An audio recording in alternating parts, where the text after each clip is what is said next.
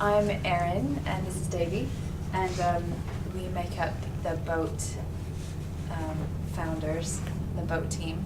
And we run Boat Studio, which does kind of advertising and creative work for different clients, and then we run Boat Magazine, and that's our magazine that focuses on a different city for each issue. We started in Sarajevo, which is a city that you either associate war with or you don't know anything about. That's kind of what we found.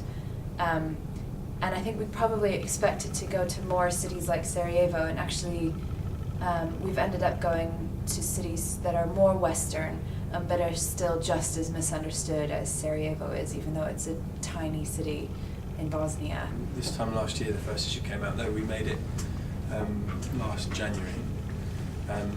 It was a simple idea. The studio had a quiet spell over August when the clients were on holiday, and in January when clients were on holiday.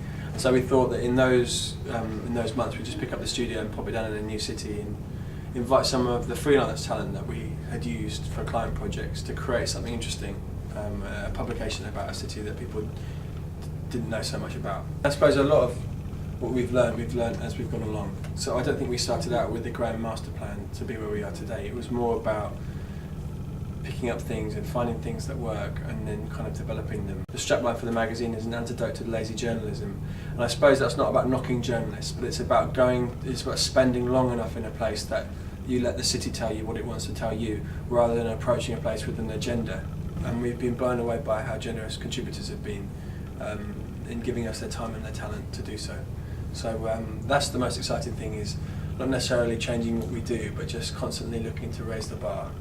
We have distribution in America and Australia, and for the third issue we will have distribution in the UK. So for the first time you'll be able to buy it in WH Smith's, not all of them, but 125 stores.